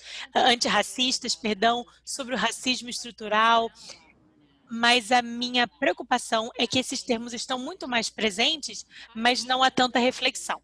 Então, eu me interessei bastante nessa pergunta que você fez sobre como o Black Lives Matter vai mudar a conversa, porque acaba introduzindo alguns termos na conversa, e esses termos eram um pouco desconfortáveis antes, mas cria oportunidade, ponto de esperança, e talvez seja um ponto de uma notícia que não seja muito boa, mas podemos sim promover mais conversas a esse respeito e sobre essas desigualdades estruturais. Mas, com certeza, eu gostaria muito de ver o que vai mudar e quais são os efeitos a longo prazo a respeito dessas conversas sobre Black Lives Matter. Porque o que eu vejo é que até as organizações evangélicas conservadoras estão apoiando esse movimento, estão declarando isso publicamente. Eu não esperava isso. Portanto, é uma pergunta muito boa. Acredito que seja essa questão individual que está presente, mas existe sim uma reflexão um pouco mais sofisticada a respeito das estruturas que estão presentes. Um comentário sobre mudança, sobre essas organizações que são lideradas por homens norte-americanos. Eu tenho os números aqui, se alguém quiser ouvir.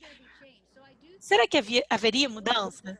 Bem, acredito que as vozes que estão ali presentes e criaram isso, existem muitos exemplos de ministério encarnacional, bíblico, missional acontecendo. Mas se você passa a sua semana inteira numa comunidade com marginalizados, você não tem dinheiro para poder decidir e mandar no que vai acontecer. E o que acaba acontecendo é que você está certo. Não acho que seja uma má intenção, na verdade. Acho que existe cada vez mais uma reflexão e uma conscientização, mas o problema maior é a representatividade. O que eu vejo é que não está sendo formado por uma teologia contextualizada, teologia negra e teologia feminista. Então, acho que a sua pergunta realmente é muito importante.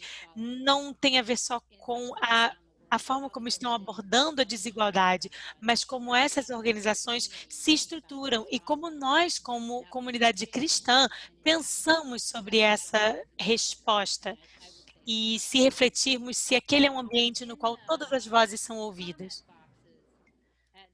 Na parte de comentários e nas perguntas que foram feitas, será que os evangélicos são a opção preferencial para os pobres? Bem, acho que nesse sentido, a fraternidade traz alguns teólogos e reúne sociólogos para pensar sobre essas coisas. Você falou sobre o documento Economy of Life. Tem muitos documentos como esse que são muito ricos e que nos ajudam a pensar como estamos trabalhando a respeito desse pensamento crítico. E acredito que as ferramentas teológicas estão até presentes, mas elas não estão sendo lidas. Até os meus amigos nos Estados Unidos, eu pergunto, olha, qual é a denominação da qual você faz parte? Eles não sabem nem o que a denominação deles tem falado sobre economia, sobre denominação. Eles ficam até surpresos quando eles descobrem que as denominações estão fazendo declarações. A impressão que eu tenho é que tem muita coisa sendo articulada, mas eu concordo que simplesmente isso seja desconhecido. Eu acho que eu só tenho mais 30 segundos, deixa eu falar aqui. Sobre o que o Isaac falou a respeito da imigração, o que eu quis dizer é que, falando ou da resposta evangélica à economia e política, eu acredito que uma questão interessantíssima seria pensar sobre as ideias dos evangélicos sobre imigração no seu próprio país mudou as coisas, porque nos Estados Unidos a impressão que eu tenho é que no governo Trump tem havido um aumento entre os evangélicos de uma retórica anti-imigrante. E como eu já disse, eles agora têm uma atitude anti-imigrante evangélica branca do pior tipo. E eu diria que nós temos um chamado bíblico a não sermos anti-imigrantes. Isso seria maravilhoso.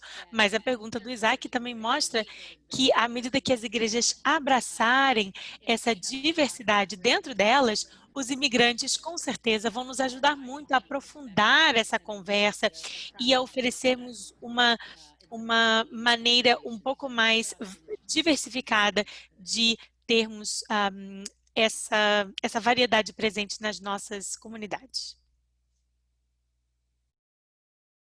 Thank you, Amy. And Obrigado, Amy. Eu vou tentar responder o máximo aqui que eu puder nos meus 10 minutos.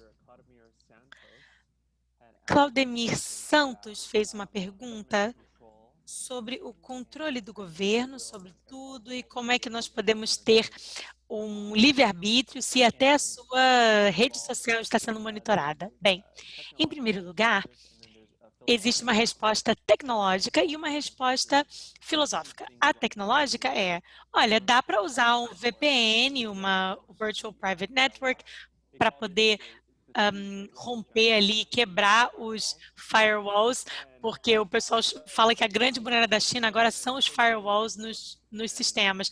Mas eu tenho chineses que utilizam Google, Facebook, etc. Por quê? Porque eles podem usar os VPNs. Mas como é que dá para viver assim? Bem, como eu falei, as igrejas TSPM e as igrejas clandestinas não estão necessariamente uma contra a outra. Muitos cristãos vão, por exemplo, num culto da TSPM, num culto assim de domingo de manhã, eles cantam ali os hinos e os cânticos, e eles vão para a igreja clandestina para fazer coisas ilegais, especialmente, por exemplo, se eles quiserem criticar o governo ou se quiserem ser mais radicais na sua teologia. E o governo cristão tolera o cristianismo contanto que ela seja vista como uma religião assim realista. Você faz o bem. Então, eles têm até um ditado que diz assim, um cristão menos um criminoso. E então eles começam a perceber que os cristãos são bons, mas se eles virem, por exemplo, que os cristãos são cristãos que podem ameaçar essa ordem, eles acabam vendo a situação em Hong Kong, por exemplo, com a revolta do guarda-chuva. E nós vemos sobre a questão do presidente Xi Jinping. A pergunta que foi feita, se vai piorar, eu acredito que vai piorar. Como eu falei dos uigures, na província de Xinjiang, eles estão sendo muito perseguidos. Os budistas também, sim, mas os cristãos estão conseguindo. Acho que depende de onde você está, mas a liderança, o governo do presidente Xi Jinping, com certeza vai trazer mais perseguição aos cristãos e nós temos que saber disso e temos que nos preparar para isso. Acredito que os cristãos chineses estão muito conscientes disso. Hong Kong era uma base missionária e agora não mais. E então nós vamos ver um mundo diferente em relação ao que diz respeito ao cristianismo na China. Talvez até não seja legal depois de um tempo, mas agora só é legal através da TSPM e da CCC. Mesmo a TSPM e a CCC são pressionadas pelo presidente Xi. Então, não quer dizer que porque é uma igreja do governo, ela pode fazer o que quiser. Eles também são muito pressionados. A terceira pergunta foi feita pelo Felipe Pinheiro. E a pergunta falava sobre os cristãos nestorianos e o livro de Yoshio Saeki. Qual é a relação que eles têm com o cristianismo da CCC? Bem, acho que os chineses reescrevem muito bem a história deles, mas os americanos também, né? A gente olha os dias gloriosos do passado, tira toda a sujeira e até vendo o governo secular cristão, perdão, o governo secular chinês e a forma como eles veem o Mao Tse-tung. Ah, o Mao estava 70% certo e 30% errado. Mas sempre que eles discordam do Mao, eles falam, isso aí são aqueles 30% que a gente não concordava. Mas aí a gente percebe que, no fundo, eles sempre discordaram de tudo que o Mao falou, mas eles colocam na conta dos 30%. E então, os cristãos chineses vão dizer, não, olha, nós defendemos o cristianismo nestoriano, mas se a gente analisar de verdade, eles não estão praticando o cristianismo nestoriano. Eles estão nesse momento de contextualização bem profunda, utilizando os conceitos cristãos sendo compreendidos através de símbolos chineses. Se nós dissermos que eles estão têm que entender uma visão específica a respeito da natureza de Cristo, e eles não estão fazendo isso e entrando nessa reflexão. Agora, falando sobre a resposta do Jay, ele perguntou sobre a sinicização e a contextualização e se a China cristã de 2020 é a mesma que era antes. Eu diria que não. Com certeza não.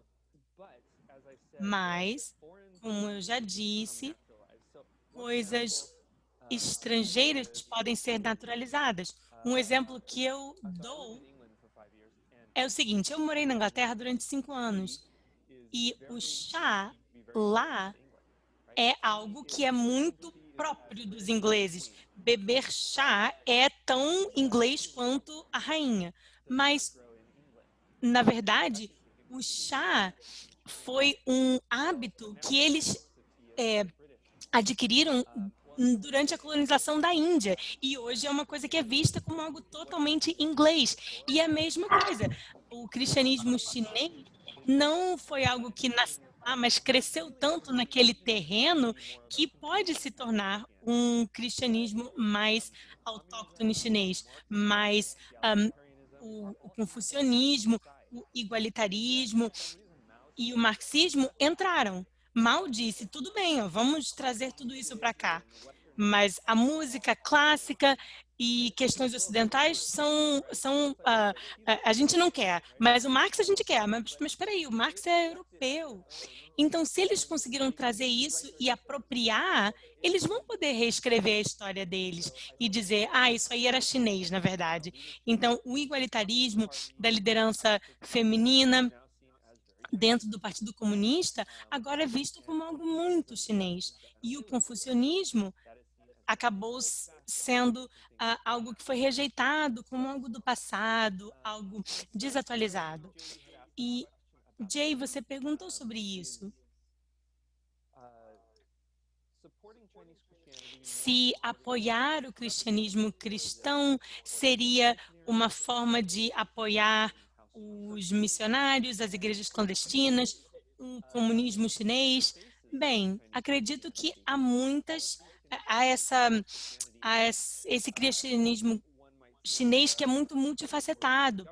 Então, talvez, se você disser que apoia o governo chinês, vão dizer que você está prejudicando a igreja, mas outros vão dizer, olha, você está apoiando o governo chinês e, na verdade, você está apoiando a igreja porque você apoia a TSPM.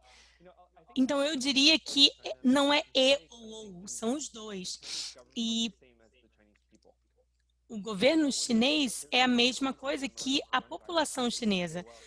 Houve muito racismo em relação ao governo, ao coronavírus, porque culpavam, por exemplo, o governo chinês.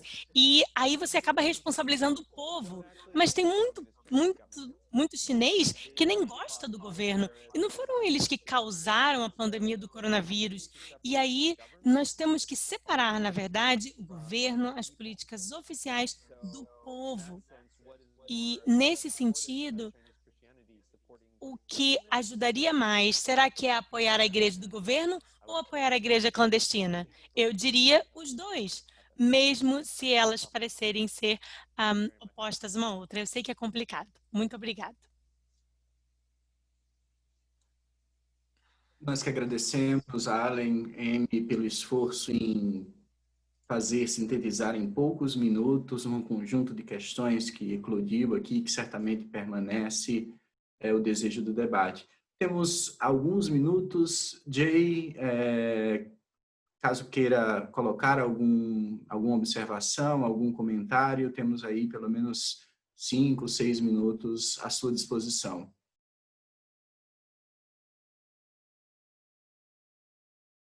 Actually, can I say something? I just realized Shirley Rolls had asked a Eu question. gostaria de falar um pouco sobre a arquitetura do novo poder econômico. Eu sou um pouco ignorante sobre esses assuntos mais econômicos. Não sei se a Amy gostaria de falar.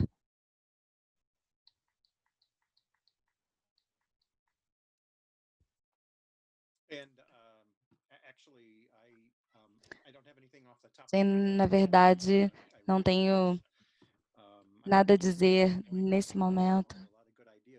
E eu fiquei pensando quantas boas ideias que foram ditas aqui hoje à noite. Então, na verdade, por mim, eu acho que eu terminei. E, em suma, obrigada. Sim, tem um comentário sobre o Jay que eu gostaria de falar sobre um pouquinho. O Alan acabou de responder sobre se eu vejo esses grupos como trabalhando com o governo ou desafiando o governo. E me parece que há um lugar, um tempo e um lugar para as duas coisas. O problema é que eu já estive em conferências quando escuto que o Zaid fala sobre os cristãos e as igrejas como se fossem organizações muito utilitárias, como se estivessem compartilhando a sua mensagem. Eu acho que o que as igrejas talvez digam é: a gente consegue dinheiro para fazer, promover as obras que queremos promover. Então, eles fazem melhor sendo parceiros. E deveria ter mais atenção ao fato de que estão recebendo doações e estão perdendo a sua voz profética, estão meio que terceirizando essa voz profética para essas agências.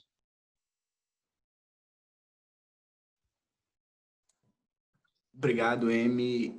Allen, você quer colocar mais alguma coisa?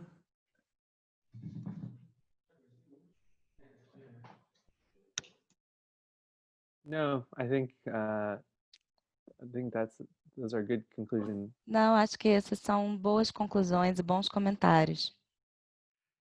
Então, bom, em 2013, quando nós nos reunimos durante aquele período, ao final dos dias de trabalho, nos reuníamos e discutíamos em torno de algumas questões. E hoje, essa noite, veio um pouco essa sensação dessa proximidade, ainda distante geograficamente. Foi possível sentir novamente esse debate tão profundo quanto rico, mas também extremamente afetivo, que existe nesse grupo de estudo, nesse grupo de trabalho. Então, muito obrigado, Amy, Allen, Jay, muito obrigado pelas falas de vocês, pelas intervenções qualificadíssimas de vocês. Foi um tempo muito especial, um tempo muito maravilhoso nessa noite. Então, agradeço a vocês, agradeço a todas e a todos presentes. Alexandre, Sim. Agradecer a professora Maxwell, que conduziu tão bem a sessão. Agradecer às tradutoras sempre. Amanhã, então, nós nos encontramos novamente às 11 horas, horário brasileiro, 10 horas, horário leste-americano e norte-americano. Tivemos uma pequena alteração na programação. O professor Clemir Fernandes ele vai compor a mesa de amanhã pela manhã. Ele estava para a mesa da noite, a gente puxou ele para amanhã para debater o tema da questão do meio ambiente e igreja e sociedade americana e brasileira. Então, acho que é isso. Muito obrigado. Discussão bastante interessante. E sucesso, paz, amor para todo mundo. Descansem e bye bye. Thank you so much.